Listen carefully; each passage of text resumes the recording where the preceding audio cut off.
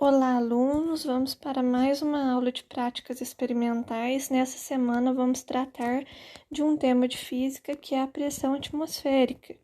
Um tema muito interessante, cobrado também no Enem, e que a gente vai fazer um experimento aí relacionado a ele, um experimento simples, mas antes disso, vamos trabalhar a parte conceitual. A gente sabe que o nosso planeta é envolvido por uma camada que é a camada da atmosfera, né? E aí, o ar da atmosfera em torno de nós, ele é bem leve, que nós podemos nos mover através dele sem fazer esforço. No entanto, a gente sabe que esse ar tem peso. Como ele é atraído pela gravidade, faz força sobre nós em todas as direções, exercendo uma pressão de várias toneladas sobre o nosso corpo. Nós não percebemos essa força porque a pressão do ar dentro dos nossos pulmões é igual à pressão da atmosfera. Por isso que a gente não consegue perceber essa força, mas existe essa força atuando sobre nós. E aí, a pressão atmosférica, a gente vai ver que ela varia de acordo com a altitude. Tanto em lugares mais altos quanto em lugares mais baixos. Como que será que funciona? Onde que a pressão é maior? Em locais mais altos, em locais mais baixos? Aqui a gente vai ter uma figura ao lado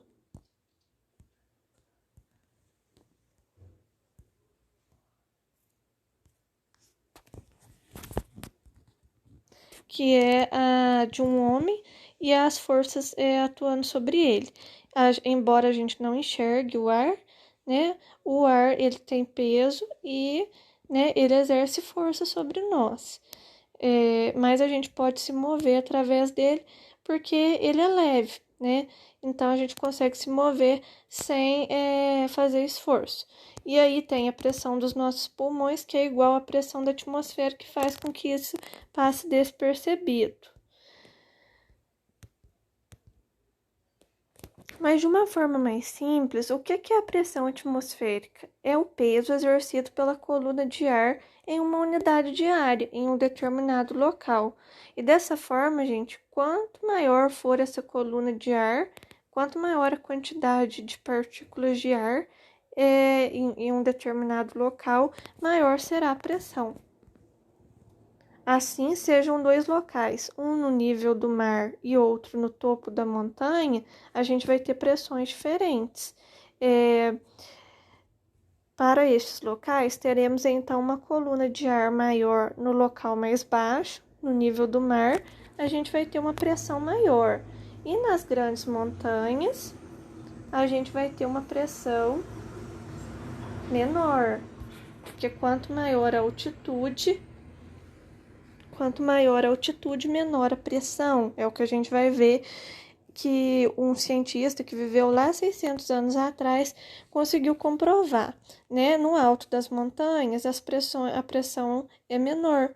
E quanto mais baixo lá na beirada da praia, no nível do mar, a pressão é maior. Então, é o que a gente fala que é inversamente proporcional, essa relação da pressão e altitude. Quem comprovou isso pela primeira vez foi um físico italiano chamado Evangelista Torricelli. Ele colocou em uma cuba cheia de mercúrio um tubo de vidro de 1 metro de comprimento, fechado em uma das extremidades e também cheio de mercúrio. Então, ele realizou um experimento e ele observou que no nível do mar, a coluna de mercúrio contida dentro do tubo descia até atingir 760 milímetros de altura, o que corresponde a 0,76 metros. E aí, então, ele comprovou, foi o primeiro cara que mediu a pressão atmosférica, utilizando esse experimento aí do tubo com mercúrio, né, a quantidade de mercúrio que descia, né, a coluna de mercúrio contida dentro do tubo descia, e aí ele achou esse valor, que é os 760 milímetros de mercúrio. O Torricelli, ele viveu lá em 1608 a 1647, né? Se você analisar as datas aí, ele morreu, assim, não muito velho, né? Ele ainda era, de certa forma, jovem. Ele foi um físico italiano, né?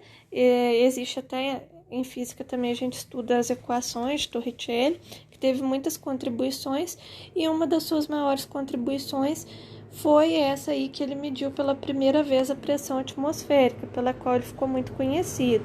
E aí esse carinha da foto aí do lado, na foto ele está realizando seu experimento com um tubo de mercúrio aí, um tubo de mais ou menos 1 metro, como está falando. E aí ele fez o experimento e a gente vai ver agora como que foi esse experimento, que ele realizou o experimento no nível do mar e realizou também lá no topo da montanha. Vamos ver como que o Torricelli fez.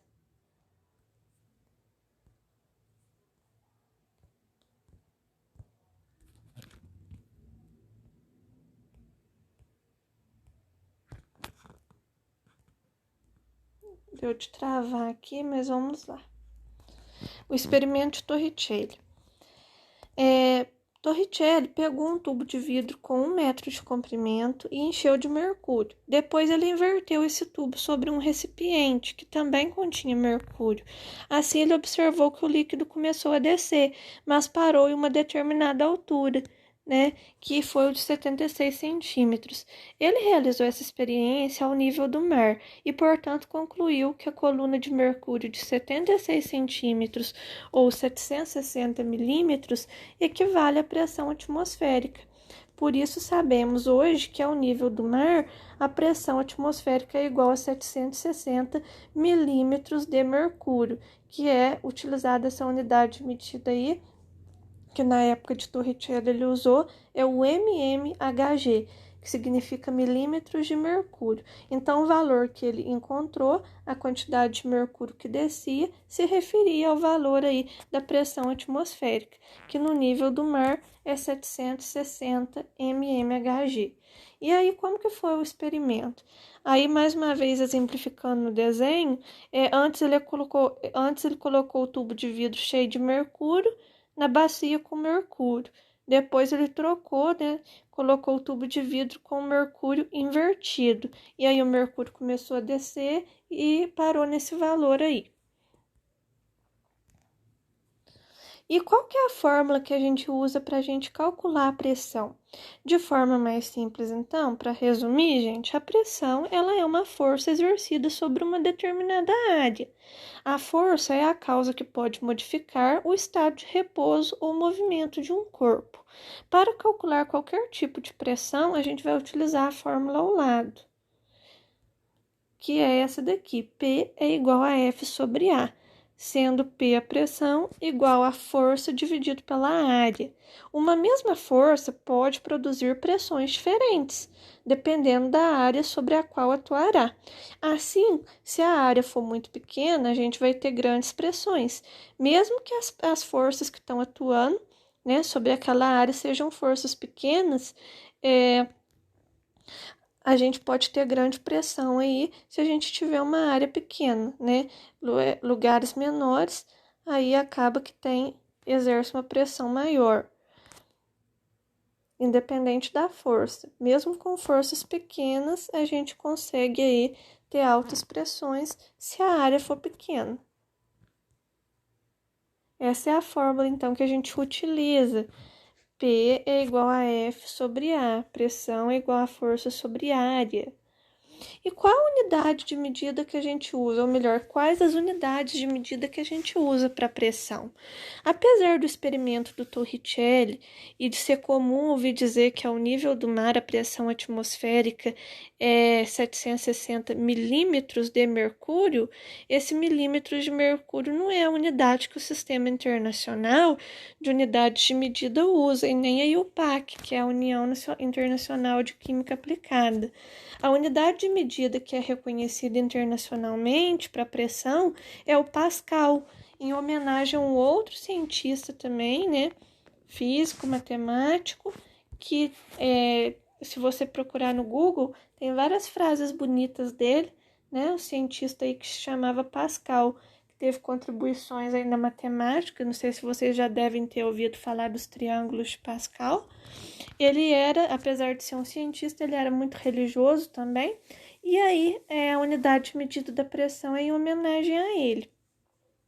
E aí utiliza-se essa letra aí, que é o P maiúsculo, e o A minúsculo, para se referir aí à pressão atmosférica, que é o símbolo aí do Pascal.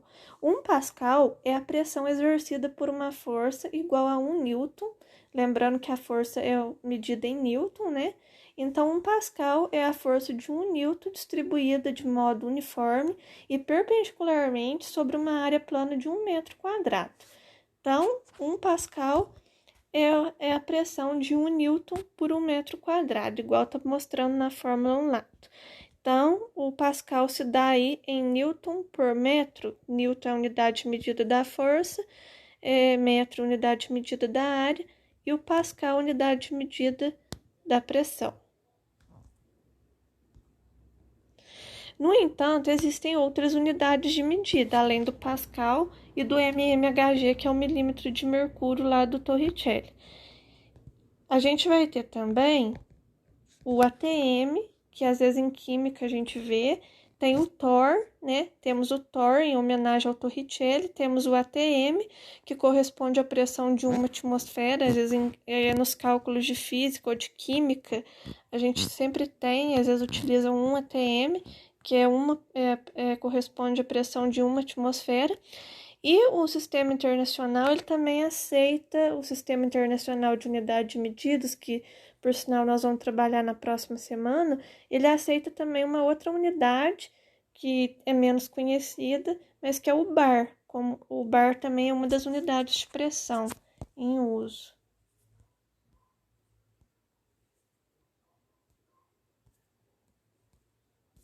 O slide tem hora que trava. Aí fica essa luzinha.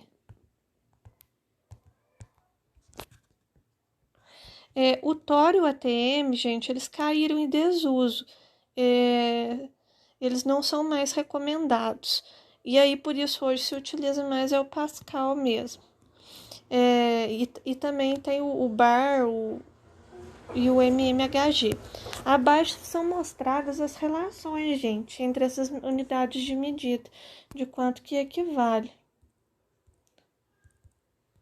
Vou mostrar para vocês quanto que equivale. Ó, 1 ATM, que corresponde a 76 centímetros de mercúrio, que corresponde a 760 milímetros de mercúrio, que vai corresponder a 760 Thor e a 101.325 Pascal, que se dá em Newton por metros.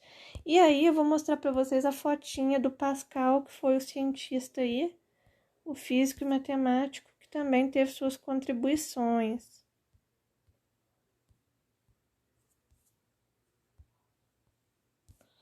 Vou carregar a fotinha dele aqui.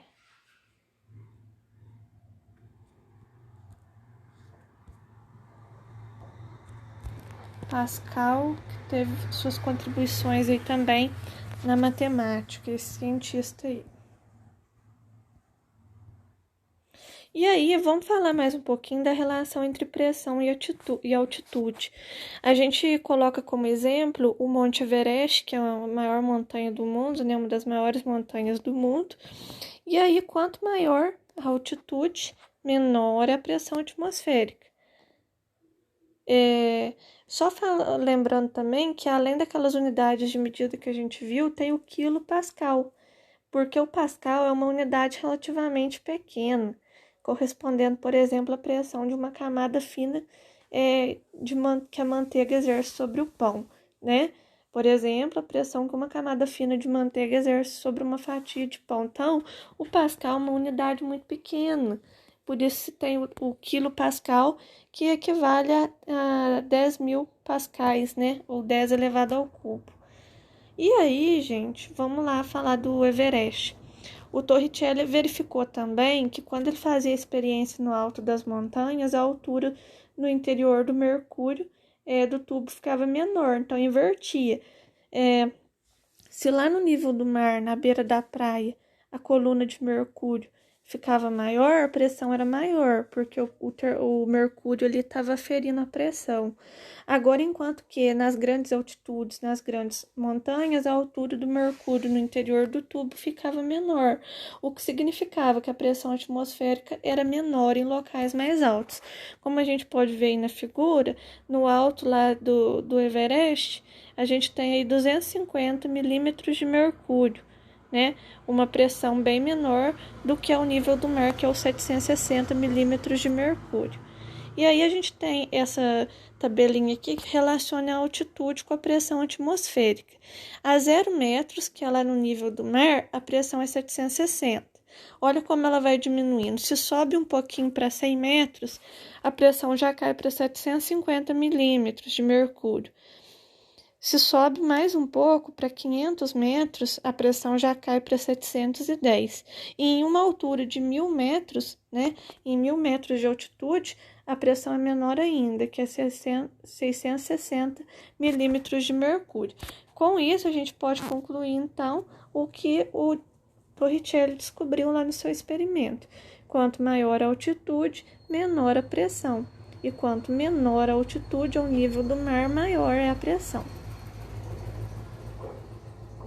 E aí, existe um equipamento, que é esse daí, que é utilizado para medir a pressão, que é o barômetro. Hoje a gente tem barômetros mais modernos, é esse equipamento que está nessa figura aí do lado. E aí, falando lá da questão da montanha, é verdade que a pressão no alto da montanha é menor, porque as camadas de ar que vão as camadas mais altas de ar, elas vão comprimindo as camadas de ar que ficam mais perto do solo, né? Então é interessante você pensar que realmente faz sentido, é lógico. Na nossa superfície do nosso planeta, na atmosfera existem várias camadas de ar, e as camadas de ar localizadas mais acima, elas comprimem as camadas de ar localizadas mais embaixo, né? Assim, perto do solo, existem mais partículas por unidade de área, por unidade de volume. Então, perto da superfície, na Terra, existem muitas partículas, mais partículas numa determinada área. E sem contar que as camadas de ar de cima comprimem as camadas de ar de baixo, o que faz com que no nível do mar, em locais mais baixos, perto do solo, o ar exerce uma pressão maior do que lá em cima, que as camadas não estão comprimidas. O que acontece é que as camadas de ar que ficam mais embaixo, elas ficam sobrecarregadas, elas são comprimidas, né? O que faz com que a pressão aumente, né? O ar exerce uma pressão maior sobre elas, e existe uma maior quantidade de partículas, né? Enquanto que lá em cima, no alto das montanhas, em grandes altitudes, as camadas de ar não são tão comprimidas quanto na superfície, quanto lá embaixo, na beira da praia, por exemplo. E dessa forma, a gente conclui que a pressão atmosférica ela é menor em pontos mais altos, né, onde o ar exerce uma pressão menor, onde as camadas não se comprimem, e vai ficando cada vez maior à medida que vai abaixando, que vai aproximando do mar, aí as camadas tendem a se comprimir mais, que é a pressão maior possível, que é os 760 milímetros de mercúrio aí, conforme tem aí o equipamento que a gente usa para medir, para aferir a pressão, que é um barômetro. Instrumento utilizado para medir a pressão. Essa é a aula de hoje. Tem um experimento simples para vocês fazerem do copo com água, né? E o papel, para que a água não caia, para exercer uma pressão. E aí vocês são convidados a fazer esse experimento e responder as perguntinhas da semana, que são poucas. A aula já vai estar salva aqui, eu vou deixar o material em PDF também. Fiquem com Deus e grande abraço a todos.